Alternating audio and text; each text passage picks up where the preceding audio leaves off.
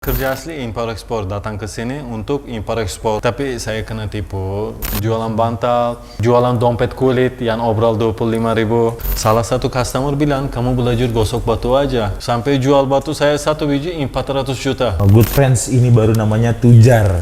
Bener-bener pedagang. Sekarang udah lebih dari 300 outlet. Lebih dari 300 outlet. Kunci sukses itu bukan berdasarkan uang. Jangan berharap selain Allah. Welcome to Tujar Project. Bisa beli kalau dari luar negeri tapi mahal. Kalau tiba-tiba decide untuk gue bikin clothing dan lokal.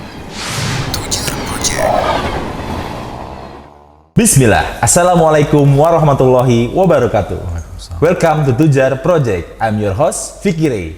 Masya Allah, hari ini kita kedatangan orang dari Turki, penjual kebab yang, Masya Allah, di Indonesia nih mungkin teman-teman atau good friends semua udah pada kenal beliau nih, yaitu Abi Mustafa. Assalamualaikum, Bi. Waalaikumsalam warahmatullahi Masya Allah, gimana kabarnya? Alhamdulillah. Dari Turki ke sini berapa lama?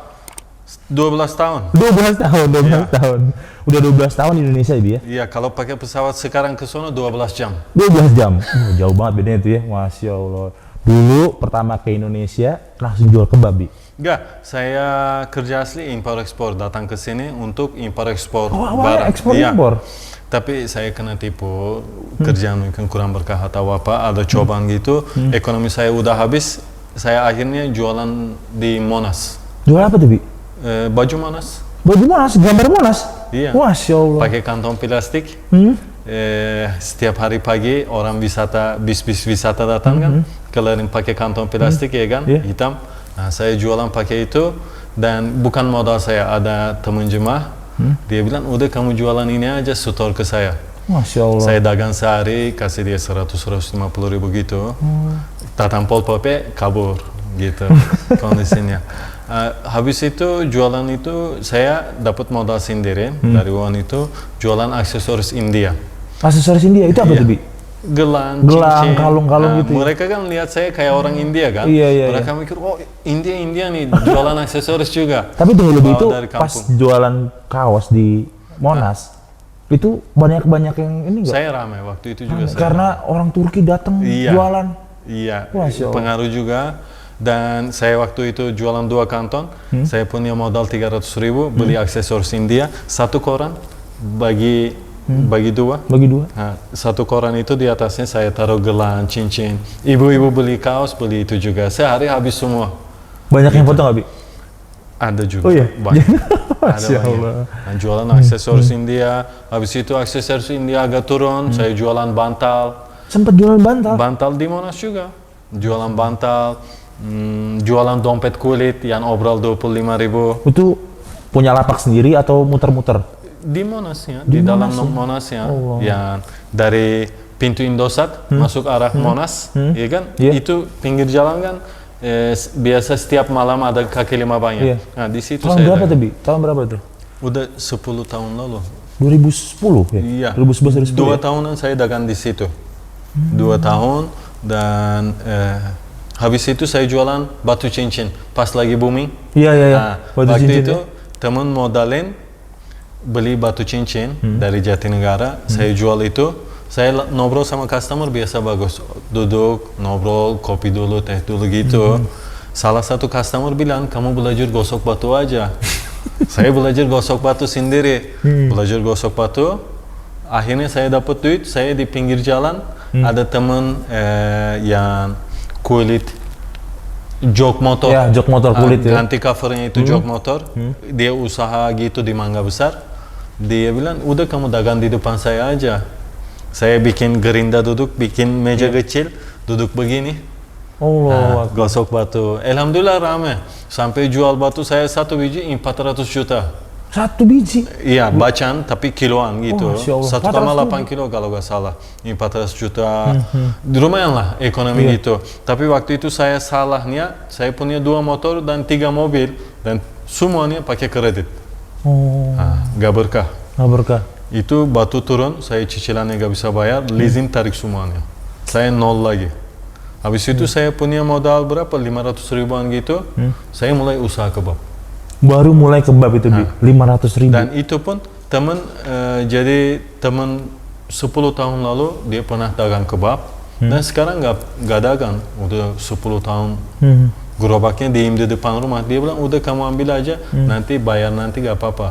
500.000 hanya belanja bahan baku, udah saya jualan gitu. 5 tahun jualan pakai gerobak. Pakai gerobak 5 tahun. Pinggir jalan. Pinggir jalan. Iya. Masya Allah, di gang gitu Bi ya. Iya, di Mangga Besar Jalan Masya Karanganyara. Allah. Good friends, ini baru namanya tujar. Bener-bener pedagang. Mulai dari dagang baju Monas, Baju Monas, aksesoris India, aksesoris India, bantal, dompet kulit. dompet kulit, batu cincin. Iya. Akhirnya di Kebab. kebab. Itu emang awalnya Abi ini chef, bisa masak. Saya jadi dari keluarga orang susah. Dan waktu saya sekolah atau kuliah, mereka gak punya modal untuk sekolahin saya. Dari umur 12 saya udah kerja. Jadi pulang sekolah saya bantu di tempat kerja orang.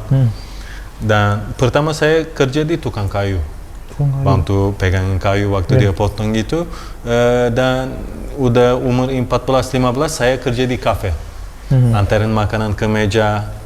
Habis itu ada kerjaan lain, cuci piring, bersihin resto. Habis itu koki-kokinya saya dekat, mereka ajarin masak, suruh pegang pancinya atau apa, suruh kasih garamnya atau apa. Saya kerja begitu, belajar kuliner ya. Dan di Turki saya kerja di restoran Itali lama, seafood Turki. Seafood Turki? Itu lumayan terkenal juga. Sama pernah kerja di bar-bar gitu juga, kafe-kafe. Jadi banyak makanan khas Turki juga, tapi saya ada semuanya pelajarannya. Cara-cara masak saya udah belajar. Lulusan sekolah, kuliah, impor-ekspor, tapi malah jadi tukang kebab. Tukang kebab. Tapi berkahnya Masya Allah kan Bi. Alhamdulillah. Sampai hari ini Masya Allah penjualannya. Bi, kebab Istanbul Turki udah berapa gerai Bi? Dari mulai satu gerobak dulu. Sekarang udah lebih dari 300 outlet. Lebih dari 300 outlet. Seluruh Indonesia? Seluruh Indonesia, 55 kota. 55 kota. Dari Aceh sampai timur ada? Aceh tuan belum masuk, tapi dari Batam sampai Papua udah ada. Masya Allah, 300 outlet dari cuma punya satu gerobak, modal 500.000 Bi. Iya. Itu awal kisahnya gimana Bi, sampai bisa kayak sekarang tuh? Ya, saya sih dagang 5 tahun pakai gerobak itu, dan saya masih kurang fokus waktu itu sosial media. Salah satu hari datang YouTuber 2 orang. Mereka bilang bikin konten gitu boleh nggak? Saya bilang boleh, silakan. Mereka bikin konten, tayang, dan 3 hari nanti tempat saya udah rame banget. Langsung rame tuh Bi. Rame. Dan di YouTuber ini juga view-nya naik, terlalu tinggi gitu, cepat naik. YouTuber yang lain, influencer semua datang. Begitupun TV juga nanti ikutan, karena mereka kan cari view-nya, engagement-nya itu. Mereka lihat ada ini engagement bagus, banyak yang datang. Alhamdulillah waktu itu pas lagi rame, saya langsung tinggalin tempat dagang saya. Semua orang bilang saya gini, istri saya, keluarganya, teman-teman dekat saya, semua bilang, kalau dagang rame begini, kamu jangan tinggalin, kumpulin modal aja, digituin. Saya bilang enggak, ini waktunya saya tinggalin dagangan ini. Dari seluruh Indonesia orang datang untuk ambil kemitraan. Dari gerobak saya ada satu coffee shop, jarak 200-300 meter. Saya setiap hari di situ. Kurang lebih sebulan saya di situ duduk dan saya layani calon-calon mitra saya. Masya Allah. Dan setiap hari saya pulang bawa pernah 200-400 juta.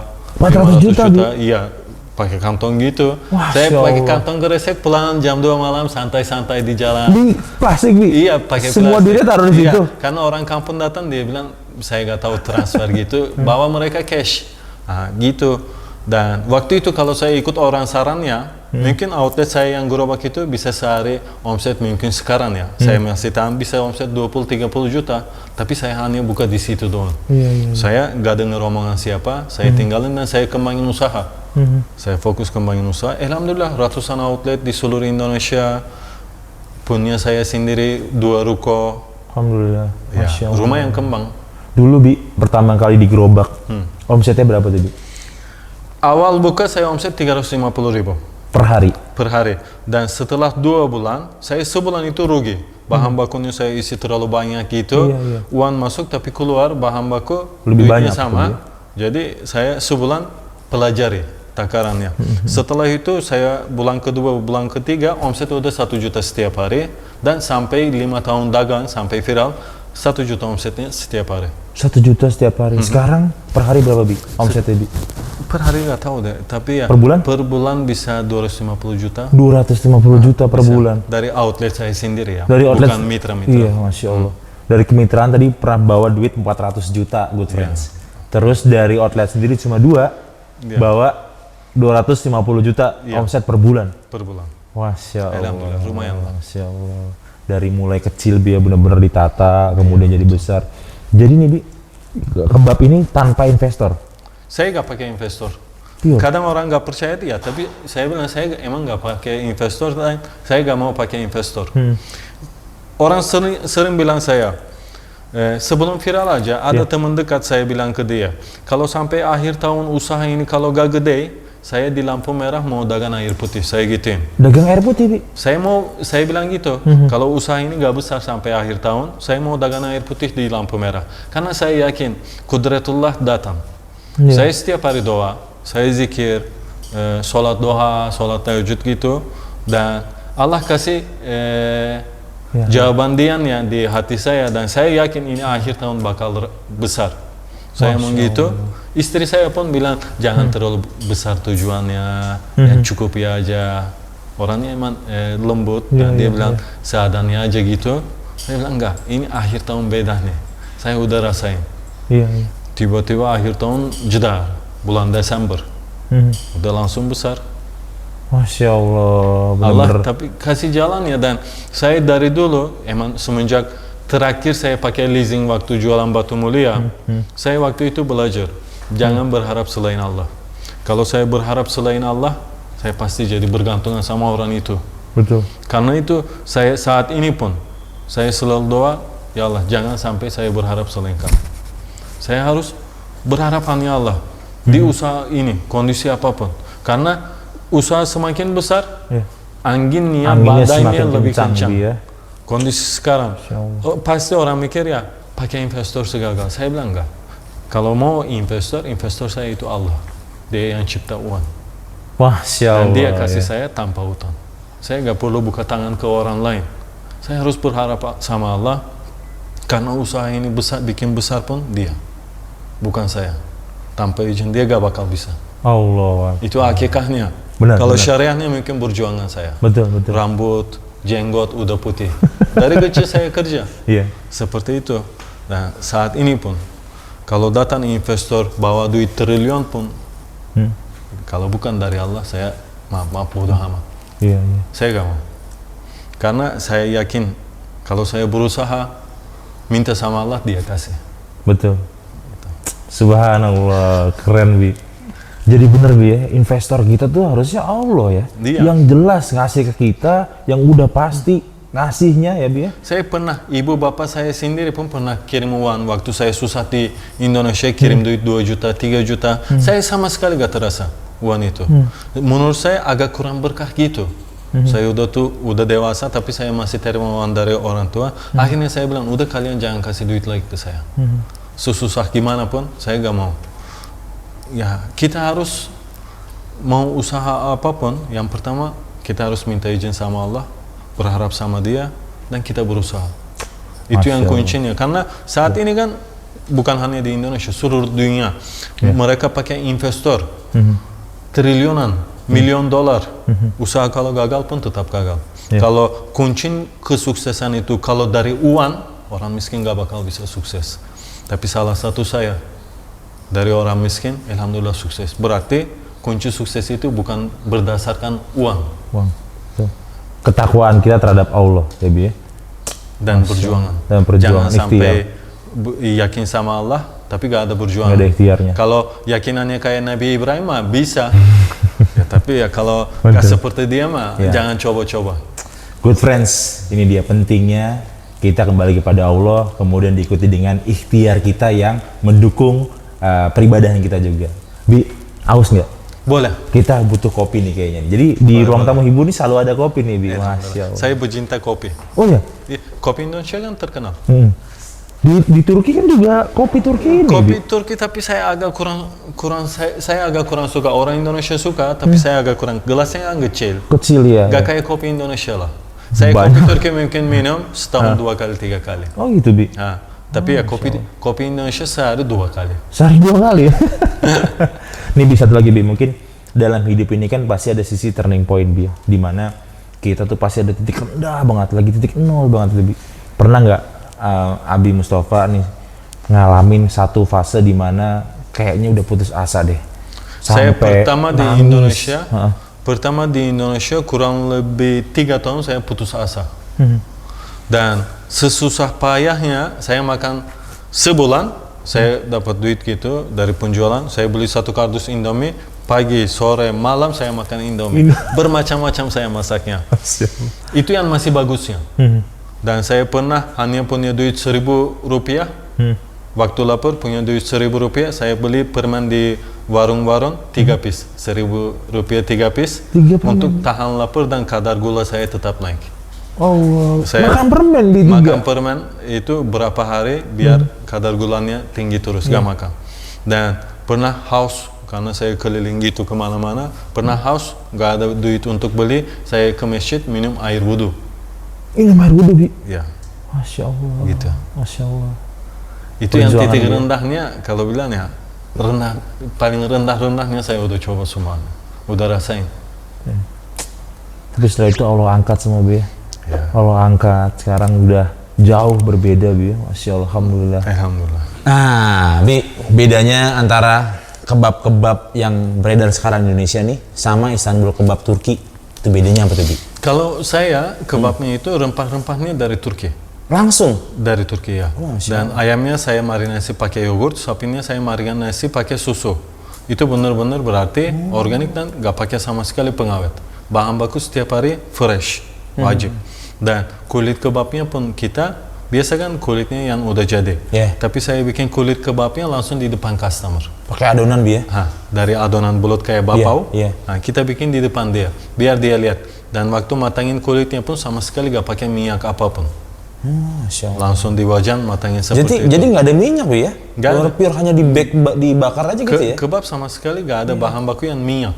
Iya. Dagingnya pun sama, daging yang dari kadar minyak ya daging itu, dari itu kita gak tambah minyak apapun. Iya. Emang benar-benar fresh dan organik. Dan kita atraksinya banyak. Dagingnya ada kita tusuk berempah-rempah gitu kelihatan, kulit kebab depan customer bikin. Jadi itu menarik dari customer. Dan karena rempah-rempah yang dari Turki ada ciri khas yang beda di kebabnya. Rasanya beda sama yang lain.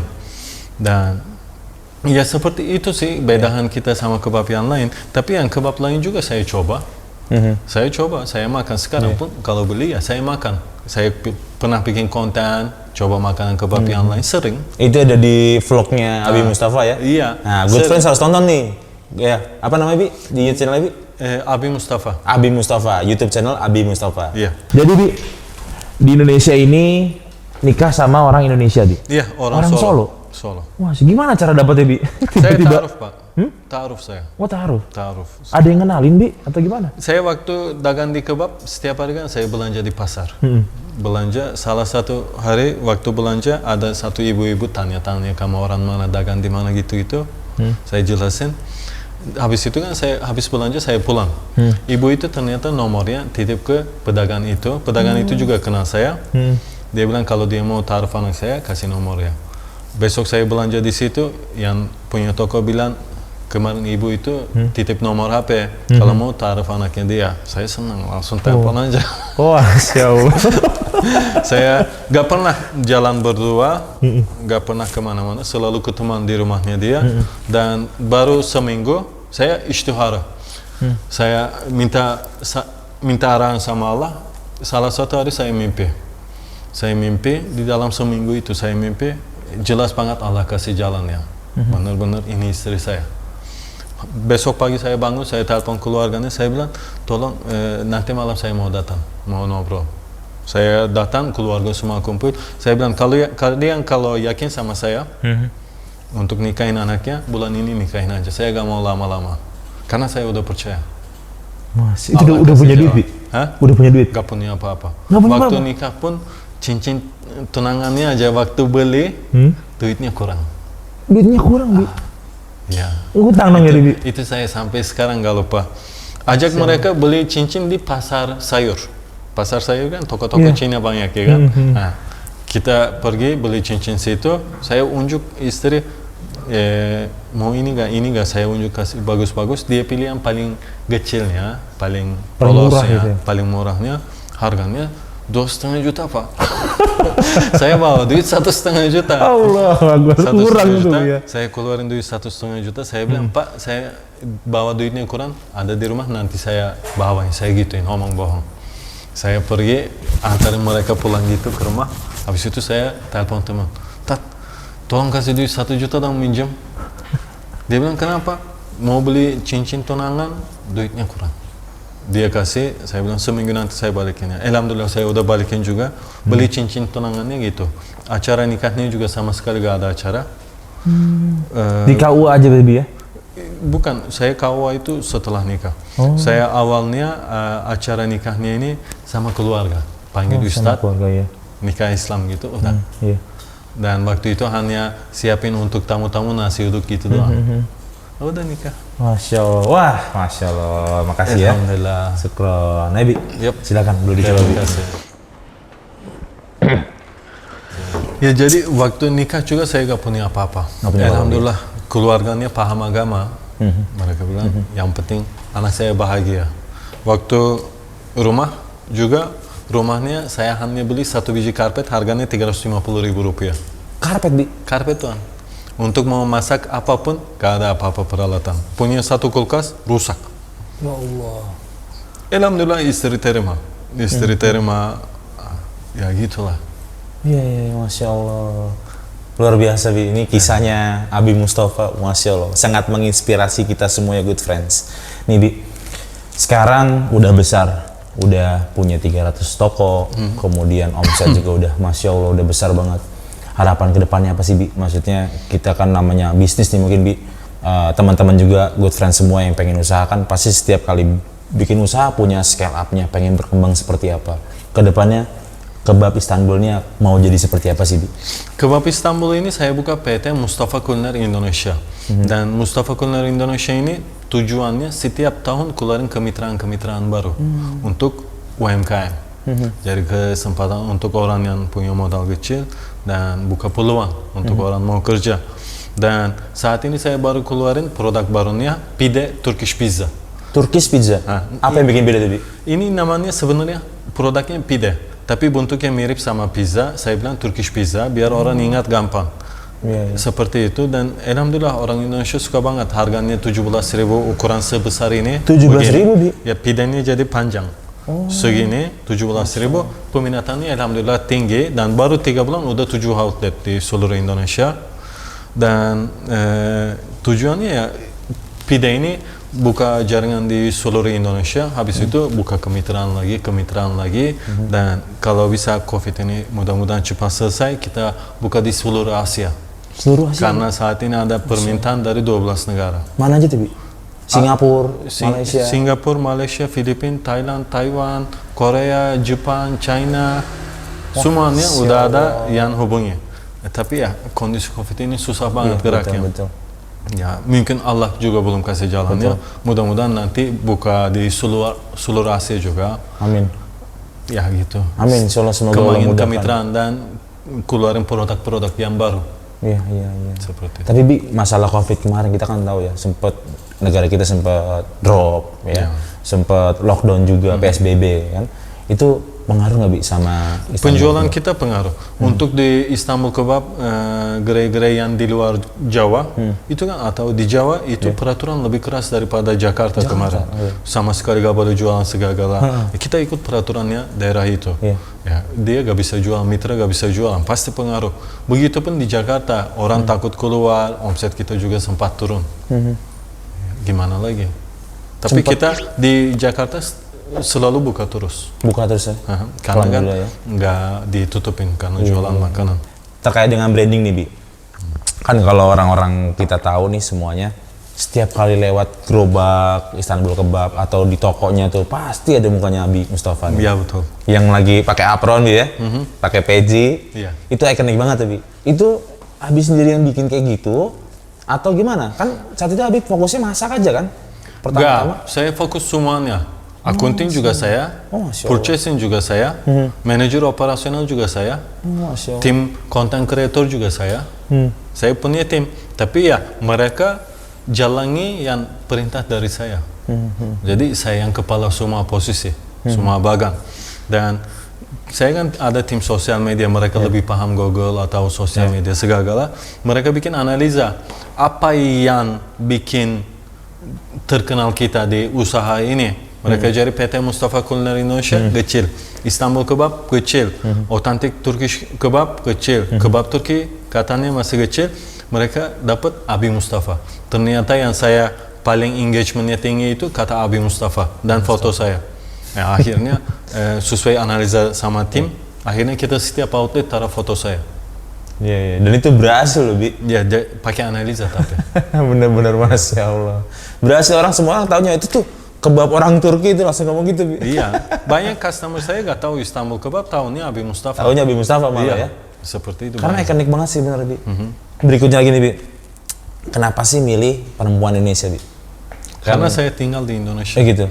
Nggak, maksudnya kan waktu itu kan pikirannya nggak pengen pulang ke Turki atau kenapa, kan saatnya gini, Bi. Saat itu pas Abi di Indonesia ini kan kondisinya, mohon maaf ya, sulit banget kan, sulit banget tuh. Itu nggak pernah kepikiran kayaknya saya pulang aja, kayak udah pulang aja. Malu. Kalau belum berhasil pulang, malu. Saya harus berhasil kalau udah berangkat. Harus berhasil di sini baru pulang bawa sesuatu, Bi ya. Begitu. Harus berhasil. Jangan sampai orang ketawain saya lah.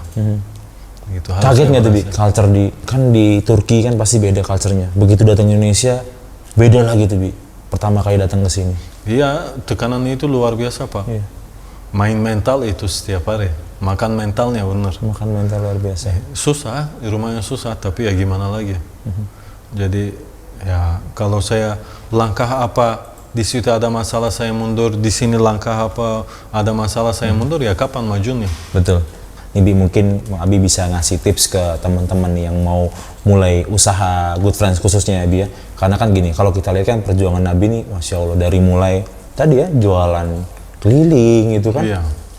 Sebenarnya kalau kita tuh kebanyakan, mungkin saya pribadi juga nih, Bi, ada rasa gengsi, Bi. Ya kan, gengsi. Padahal sebenarnya sukses itu dimulai dari nol, dari mulai paling titik bawah. Tipsnya apa sih, Bi, untuk bisa seperti itu, untuk agar kita nih semua yang pengen usaha nih itu udah nggak ada lagi yang namanya gengsi itu. Ya, kalau masalah gengsi sih, coba sholat pakai gengsi. Enak gak? Nggak enak, Bi. Allah terima gak?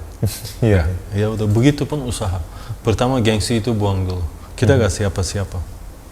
Itu sangat penting, serius. Saya saat ini pun kalau di ruko saya punya karyawan banyak, outlet ada di mana-mana. Saya udah masuk ratusan atau ribuan influencer, YouTuber atau sampai berita Turki aja masuk segala. Tapi kalau di outlet saya sendiri, saya sapuin, saya lap.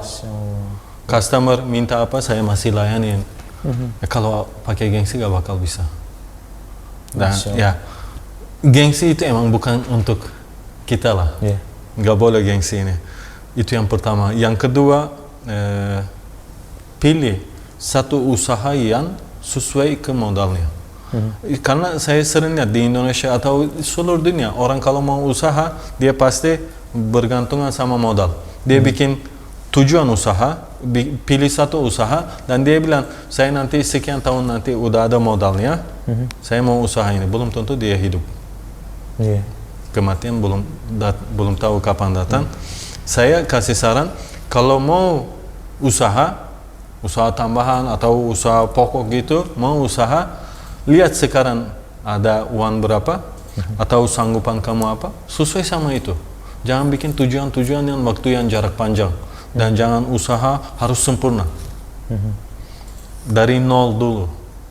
Kalau rasain nol itu naiknya, kalau istiqomah insya Allah naik. Kalau langsung mau turun dari atas mah agak Sulit ya, Bi. Iya, susah, repot. Kita banyak kok kenal orang-orang kaya juga, keluarin miliaran duit untuk buka usaha, ya bangkrut juga bangkrut kok. Ya, jangan yang berdasarkan buka usaha atau apa, itu jangan berdasarkan modal. Kalau mau berdasarkan modal, ya udah modalin HP-nya atau motornya. Jual aja. Atau di kantornya ada 100-200 ribu, itu bisa jadi mulai usaha online shop juga 200 ribu. Betul. Atau banyak ada produk tanpa keluaran duit masih bisa jualan. Yang penting niat sebenarnya. Ada teman saya online shop gitu, dari ambil gudannya dia gak langsung bayar. Customer bayar baru dia ambil dari situ. Begitupun usaha dia bisa untung 10 juta lebih gitu sebulan. Jadi ya jangan berdasarkan modal lah. Uang kita sekarang ada apa dan kita sanggup apa, udah itu aja. Masya Allah. Ya. Itu. Dan waktu mulai usaha, cobaannya banyak, ujiannya banyak.